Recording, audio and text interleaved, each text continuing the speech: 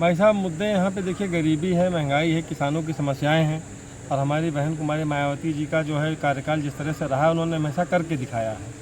हम लोग मैनिफेस्टो इसीलिए जारी नहीं करते हैं कि हम लोग करने में विश्वास रखते हैं, करके दिखाते हैं और उनके कार्यकाल में जो भी उनके अधूरे काम रह गए हैं उसको हमको आगे चल करके पूरा करना है। क्या लगता है किन चीज़ों से, मूलभूत चीज़ों से आपका जो लोकसभा क्षेत्र है वो जूझ रहा है?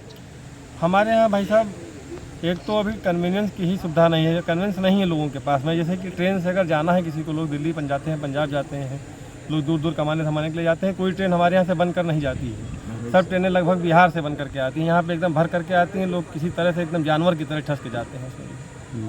अच्छा, अगर आप यहाँ भारतीय जनता पार्टी से सांसद हैं ब्रजभूषण शरण सिंह, उनके टिकट को लेकर चर्चाएं चल रही हैं, अगर वो दोबारा मैदान में फिर आते हैं तो आप उनका मुकाबला कैसे करेंगे?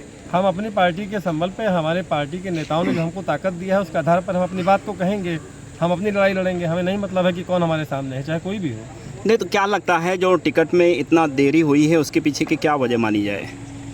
वजह तो हमको नहीं समझ में आती है, कोई ठोस वजह तो नहीं है।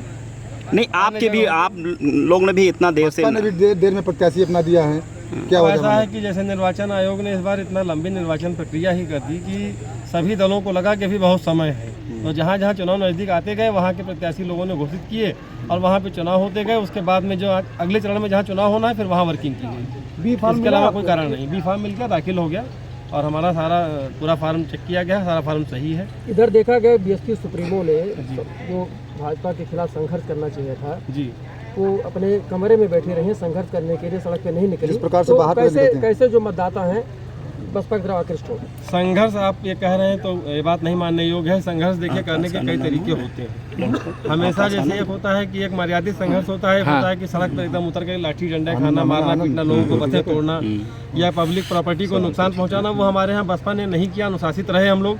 बाकी बराबर हर जुल्म के खिलाफ, हर अत्याचार के खिलाफ आवाज़ हमेशा उठाई गई, बोला गया। लेकिन ये है कि अब आपको भी पता है, आज आप लोग सब लोग प्रबुद्ध वर्ग से हैं, कोई कवरेज कहाँ देता है बताइए?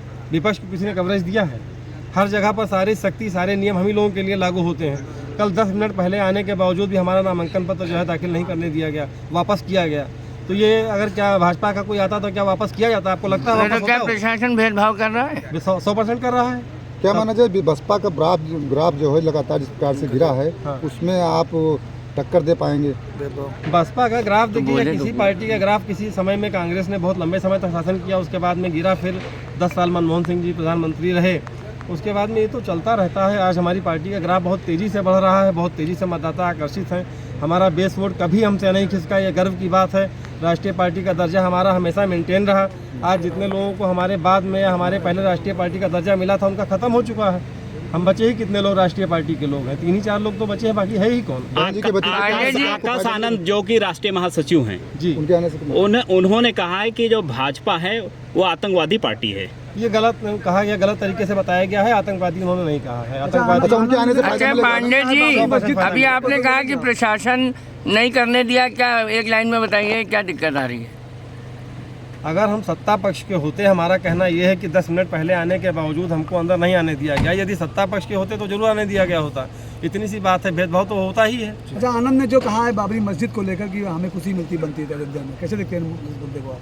भाई साहब किस तरह से एडिट करके क्या दिखा दिया जाता है आनंद ने पता कहा, नहीं है। मन से कहा है कि रिकॉर्ड बयान नहीं है। अच्छी बात है, मस्जिद ही बननी चाहिए। तो मस्जिद बन तो रही है, दिया तो गया है जगह, मस्जिद तो बन ही रही है। अयोध्या में ही जगह दी। अच्छा, आप रामलला के दर्शन करने जाएंगे चुनाव लड़ने से पहले? 100 बार जाएंगे भैया।